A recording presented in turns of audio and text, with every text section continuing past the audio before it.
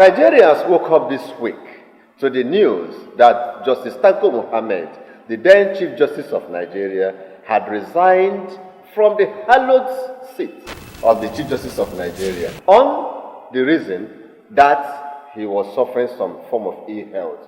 But I also remember that some weeks ago, there was a letter by 14 justices of the Supreme Court protesting poor conditions of service and passing what I could call a vote of no confidence in Tanko Muhammed. Now, gentlemen, he has resigned. I am confused. What is happening to the Nigerian judiciary? Doc, nothing actually is happening.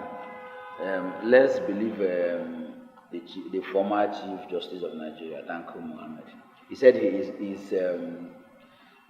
resigning on grounds of ill health. Yes, and we can take it up from there. It's possible that he's been ill and he can no longer continue. Maybe, probably, the illness is the reason why he has not been living up to the expectation of other justices. And this is now time, instead of him to, start proving stubborn, he decided to throw in the towel. I think what he has done is noble and honorable. And honorable too. Unlike what we have in our political space, where people, even when they are vulnerable and can't even perform their duties, they decide to stick around, even after several protests. But this man has shown that he actually listened to his colleagues and he actually honorably resigned. Could it be the letter that sparked up the ill health? I don't know. For me, there are so many commentators who are applauding the former CJM, Justice Tanko Muhammed, for doing what is very rare in Nigeria. You hardly see people resign in Nigeria. I remember one former governor, I can't remember the state, that they wanted to be a pilot and crashed. Taraba. And the man, the man, even when he was almost like a vegetable, refused to resign as the governor. Maybe some members of the kitchen cabinet wanted him to remain there while they were piloting the affairs of the state. So I think it's on that ground that those who are applauding Justice Tanko Muhammed for resigning. But for me, there's this adage that if what cries at night and the child dies in the morning, now we'll say it is that bird that killed the child. Yeah. So petition last week, then this week resignation on the ground of ill health. I asked the question, when did that ill health start? Maybe the day the petition was written. So I think the Senate and the NJC have all said that they are going to probe the. But beyond this, an acting CJN, Olukayode, has been appointed. Olukayode Arowoola has appointed. The immediate past Chief Justice of Nigeria, Walter Onogen, left on the ground of some petition, and he was tried at Code of Conduct Tribunal and which other court on corruption grounds, which at the end of the day nothing came out from it. I learned that his severance package that was paid to him after all the probe was around 2.5 billion. After all the probe, even leaving the office ignominiously. Then this CJN, now the one that just left Tanko, his severance package is also around 2 billion, over 2 billion naira. 2.5 billion. And these justices, when they are in service, they complain about their welfare, they complain about their wages, that it is not enough.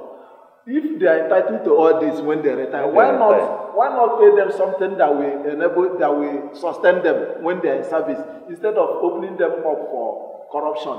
Because when you don't pay them enough and you are saving those monies for them when they retire, for me it does not make sense. And this has left more. This has even worsened the situation because they are not getting enough. That's why these issues of corruption is being leveled against them.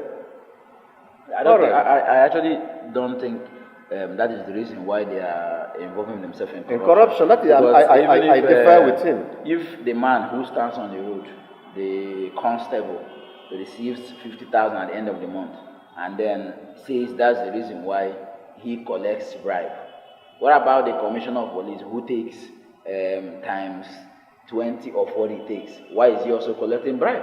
So I think that what the issue of endemic corruption in that it's a product of corrupt system. Is just the product of that corruption. And even if we pay them, even if they are being paid 20 million naira in a month, every year, something it is still obvious that no matter the amount they are paid, they will also have get themselves involved in that in what is going on. On Tuesday, Nnamdi Kanu was brought to the court once again before Justice. What is that her name again? Before Justice Binta Nyako, yes, of Abuja High Court, and he was denied bail once again. Is there an end to this problem of Nnamdi Kanu? For me, listening to Mr. President in Kigali, Rwanda, where he talked about Nnamdi Kanu and made reference to the bail he was granted in, I think, 2017 and how he jumped bail. And that thing was, I think it was on Thursday and that court was on Tuesday. For me, the president preempted the court.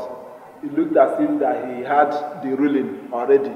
He told them that Nnamdi Kanu will not be granted bail again because that the one that he was granted that he did not honor the so he jumped bail. That's just the. Yeah, he jumped bail, and even the conditions given to him by the court that he did not honor any of those conditions. So the issue of being granted bail is foreclosed. Yes, as far as President Buhari is concerned. But I have a problem. We said that we have three arms of government: the executive, legislature, and the judiciary. How the executive influences what happens in the other arms of government. It is not proved yet. There is no record to show that the executive influences. If it is not proved, normally a case that is before the court, as the president of the country, the president shouldn't have been spoken about it. Well, let's take it to be his own opinion. It could be his personal opinion. I think he never said he was speaking on behalf of the judiciary. I think on several forums and platforms, the president has been approached about the case of Nnamdi Kanu, and his case, he has always said the case in court, and he's going to allow the court to do their job. Now, coming before the court gave judgment on the bail application and said that Nnamdi Kanu will not be. He was actually briefing them about what the federal government lawyers has also been saying. Okay, it could be, yes, because before then, before this bail application this is not the first or second time the bail application has been heard in this same court. So I think even the lawyers of Nnamdi Kanu should must have briefed the president. No, I mean the lawyers to Nnamdi Kanu now should actually know that. Most honorable thing for Mr. President to have said at that forum where you have it was Boris Johnson that asked him about that matter. For the honorable thing that Mr. President should have done is the matter is before the court and the case is coming up, so they let the court decide his fate.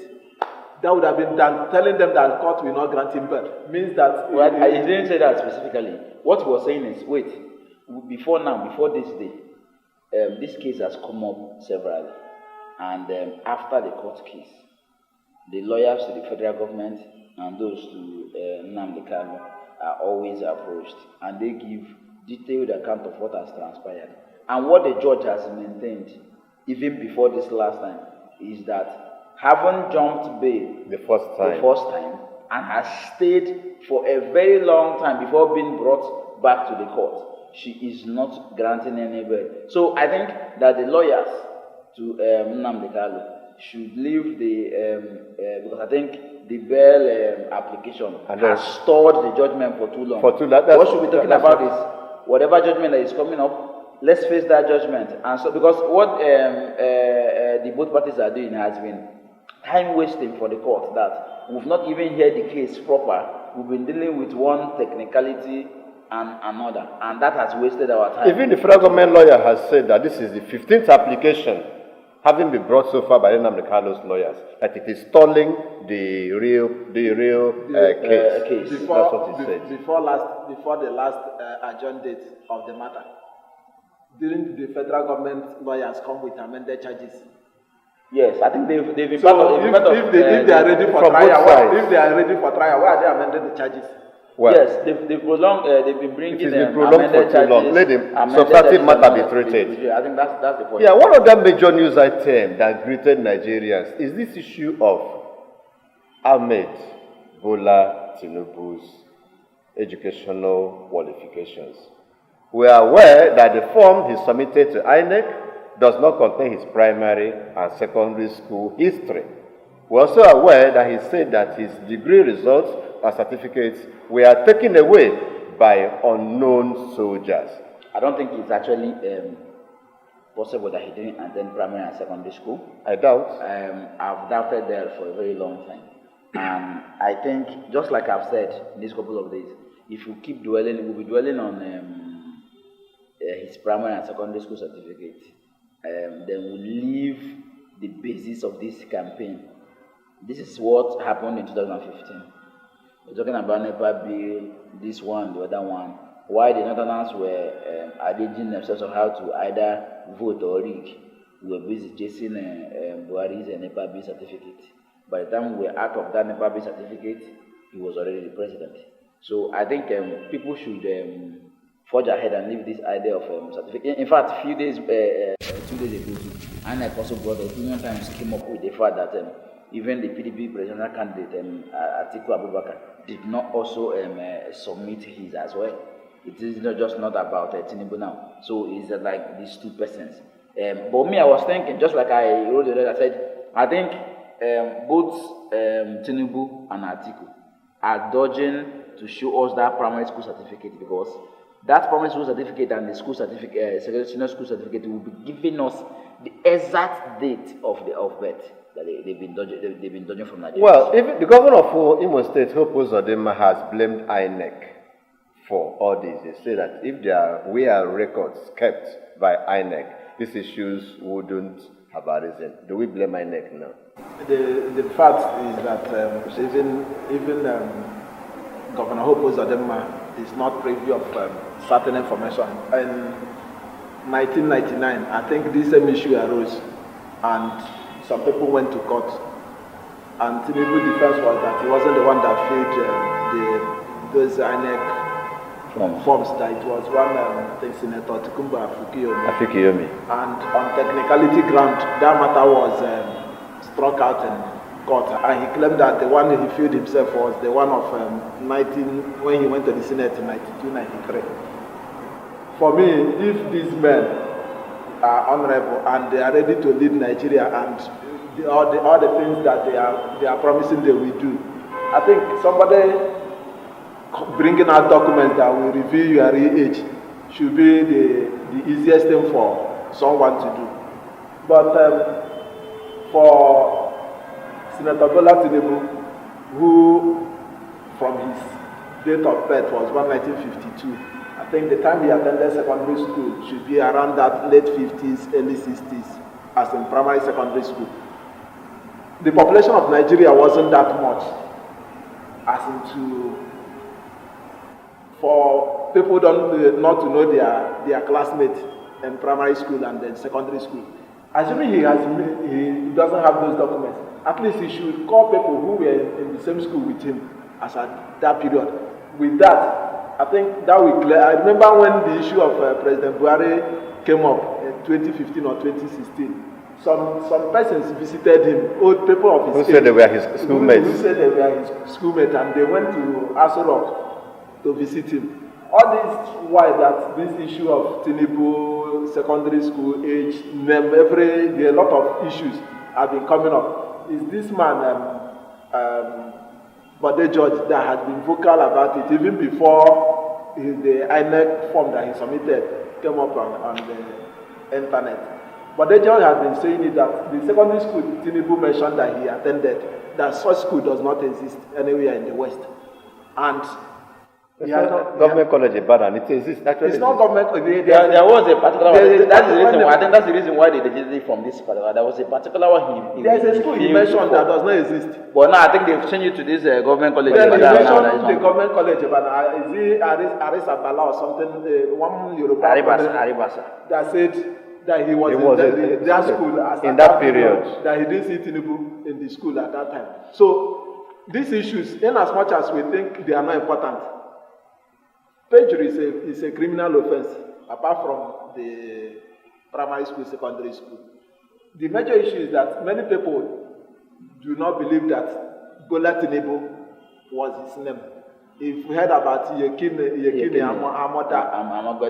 And so those are the things that why people are digging for the primary school and secondary school to know actually if the Bola Tinubu that wants to be the president of Nigeria was Bola Tinubu from birth. Insecurity in the country. Vanguard 2 days ago reported that ex-servicemen are going to be recalled, retired soldiers to be recalled to come and fight insecurity. In Enugu State, people are massacred. In Borno State, people are massacred. Even on Thursday, scores of people killed in Shiroro, 4 Chinese kidnapped, gentlemen. People die every day in the country. What is the problem? I think dying in Nigeria has become a normal thing. That people just talk about the fact that somebody was killed at Bata, and people are taking it, making it look like it's nothing happened. It is become the normal thing for people to die. Yes, I think it has gotten to that extent where, in fact, this is the reason why you see people beating up somebody along this road now, and you're walking past, and you're like, this thing doesn't even concern me. Let me not go and choke my mouth there. You see police officers passing where they are beating people, asking. So people who are even innocent and doesn't have anything to do with it, no issue, nothing. But they are being maltreated, and in fact, our security agencies have become a laughing stock to the people. That people do. In fact, people do not even feel safe when they sight the security agencies. The issue of insecurity, I think, first of all, the federal government, as far as I'm concerned, are not yet ready to fight insecurity. The issue of Shiroro that you mentioned, 2 days ago, the military were celebrating that 300 Boko Haram insurgents surrendered. And these terrorists, and he said they surrendered. A day later, about 14 officers or 14 military men were killed and 4 Chinese kidnapped by these same people that you are celebrating that some of them have voluntarily dropped arms. So the thing is, until we treat terrorists and stop giving them different names, you call bandits, you call terrorists, you call herdsmen, all of them, all of them are doing one aim, and the aim is just to kill people. On Sunday, in 2 different states, 2 Catholic priests were abducted and killed, and these are priests. That their work is just to preach the gospel. They are not in any government agency, any parastatal. They are not in government. They don't even have money. Kidnapping them in the first place does not make sense, because for them to pay ransom, they do not have the money. At the end of the day, these people were kidnapped. No ransom was requested. Only their corpses were found. And yesterday, I think Catholic priests did a protest in Abuja because of incessant kidnapping and killing of Catholic priests. I think issue of insecurity is not like it's getting out of hand. It's out of hand. Yesterday I saw on the internet a particular community in Zamfara State that terrorists gave a quick notice to leave their community, and they moved from their community to capital city. And this is happening. And then the terrorists will now take over. The mass defection looms in APC by the senators. Ojo Okano, the majority leader, or the chief whip of the Senate, had to lead 22 senators to President Muhammad, who has begged them not to leave. APC about losing the majority in the Senate. These senators are not happy, and you know the Nigerian political scene. Most of them are not happy because there is insecurity in their community. Most of them are not happy because dividend of democracy did not get to their communities or their constituency. But most of them are not happy. Basically because they did not get a return ticket. And that is enough to leave the party? That's what I'm saying. When you are favored, the party is good. When you are not favored, the party is a bad one. They don't consider the fact that their people, what their people are passing through, which should be the basics for either defecting or for either protesting. They don't care about that. The only thing they care about is just their personal interest. One other information or item that made news headlines is the confusion in PDP as well over the VP slot. And we know today that there is a piece of information that the governor of Rivers State, Nyesom Wike, has gone as far as from Turkey to France to meet Asiwaju Bola Tinubu. PDP in confusion. PDP is in disarray. PDP has aggrieved people just as APC. Can we say that the choice of Ifeanyi Okowa as a vice presidential candidate is about splitting PDP? I think PDP got it wrong. How? They got it wrong by setting a committee to choose who the running mate to Atiku will be. And after the committee have done their work, they also asked Atiku to do the final selection, and he made his choice. For me, instead of them setting up the committee, it would have been just better for them to tell Atiku, you are the person this person is going to work with.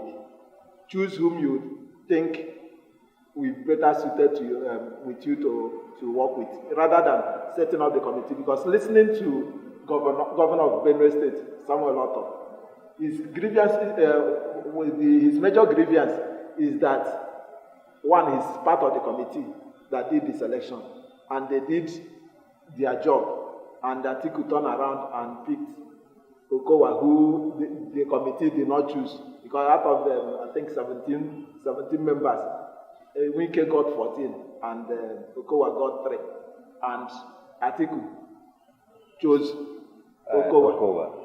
And in that interview, he was asked if he's supporting Atiku, and his response is that he's fasting and prayer until he finished praying, whatever the Lord reveals to him. Then after his own, the former governor of Ekiti State, Ayodele Fayose, came out openly that the presidency should return to the south. This is after celebrating the victory of, because I know after PDP defeat the convention, where Atiku Abubakar emerged as their standard bearer, he was a part of the people that were moving with Alozie Atiku Abubakar. And for him to turn around now and say that the presidency should return to the south when their party's ticket holder is from the north speaks a lot. And he went further to say that if Nyesom Wike comes back and tell them that he's going to support Atiku, that they are not going to be happy with him. So I think PDP problem is even worse than APC own. APC own is senators who are aggrieved because of their selfish interest. But PDP, their problem is more than APC own. And the Atiku himself, whose house is not in order, is somewhere in Dubai, enjoying life. His second home. His second home. Doc, the truth of the matter is, just like he said, the PDP is in a more disarray than APC. Because just like I've said this often and on, prior to 2022, which we are now, it is obvious. I've said it to people before. Maybe it will not happen, it will not manifest openly. But the Nyesom Wike, who did not emerge as either the presidential candidate or vice presidential of the PDP, will surely, definitely work for a Bola Ahmed Tinubu presidency. Because there has been this indices of collaboration between the two parties, even before now, far back in 2019, where both Ahmed Tinubu and the then national chairman Adams Oshomole all worked in favor of his re-election. So there has been this communication between them. In fact, Joe Igbokwe yesterday confirmed the fact that Nyesom Wike was in France to meet with Tinubu. So we are going to see, I think the only problem Nyesom Wike is going to have is how to deliver his governorship candidate of the PDP. Supporting APC presidential candidate, then delivering your PDP candidate. So, we can't wait to see. Not forgetting that Senator Magnus Abe, who is Tinubu's ally, is also Nyesom Wike ally, not minding that they are in different... We wait and see how that equation will balance, or be balanced as the case may be. Obi's Obi's camp is swelling every day, with more obedience joining. Do we see Obi to be the spoiler this time? Of course he is, Doc.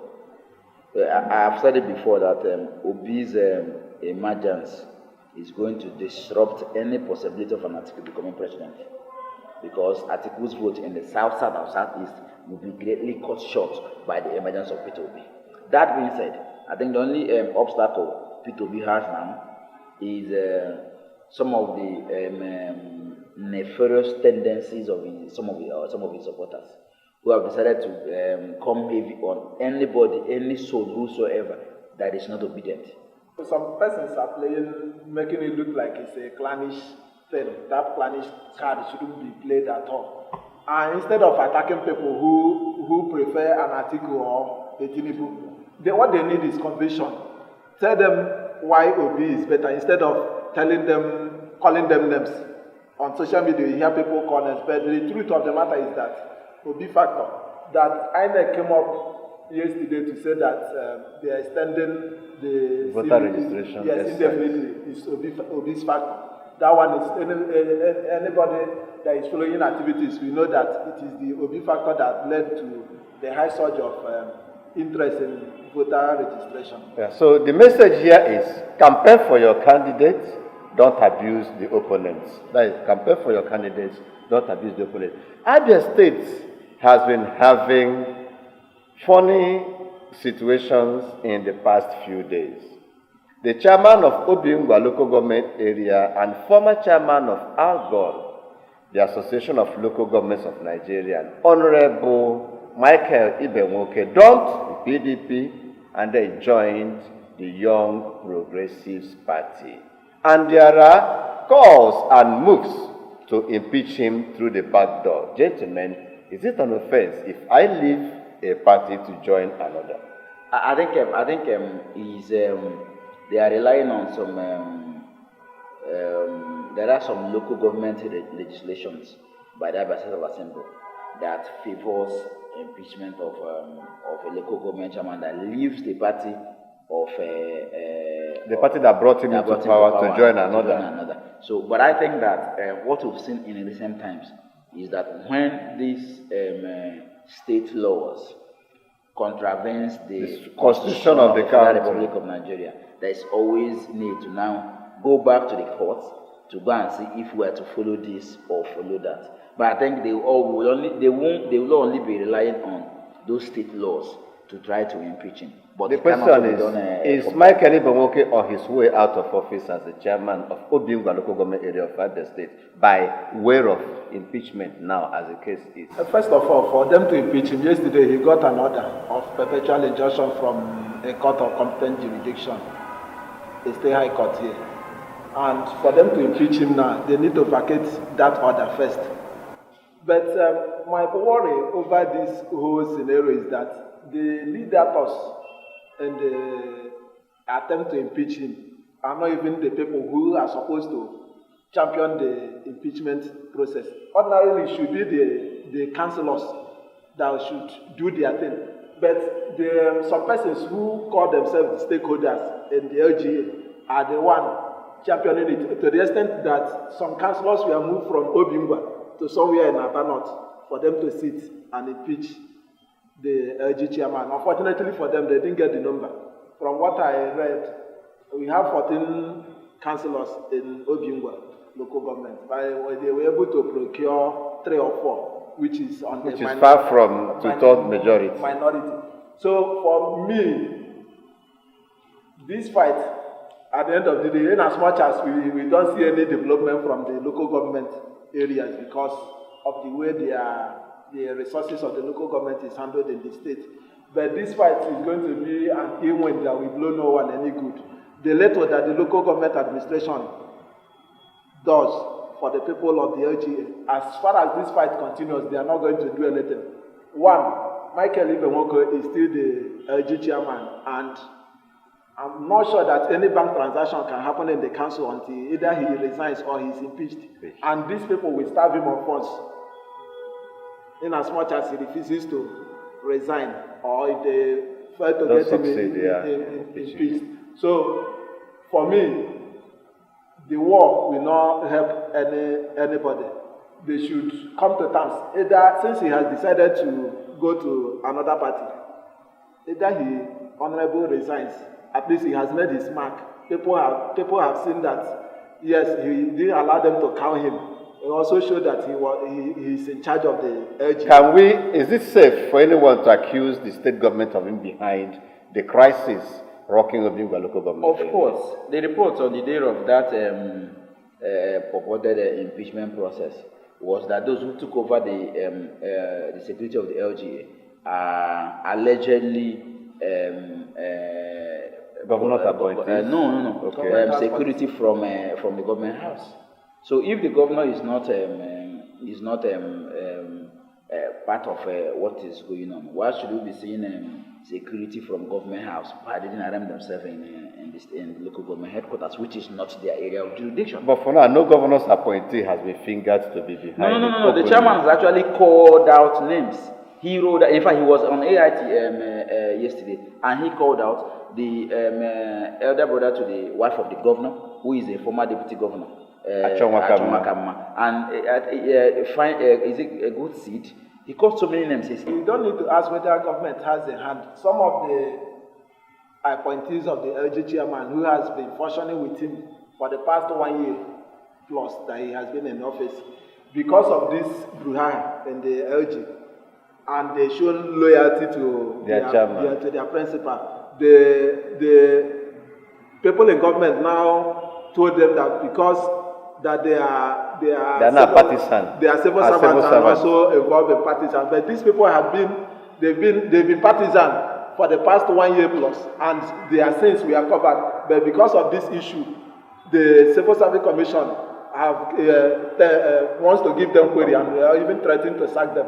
So the government is involved in the matter, because if they are not involved, they can call for camp. Well, ladies and gentlemen, it's been news headlines this week, where we catalog major news items that took place in the country for record purposes, for documentation, and for posterity's sake. We tend to forget easily in Nigeria. What we do is to bring these things together for reference purposes. Thank you for being part of it. Thank you, Mr. Rowland Alozie, for being part of news headlines this week. It's my pleasure. Thank you, Mr. Daniel Ukanwata, for being once again part of news headlines this week. Thank you, Doc. Let us do it again next week.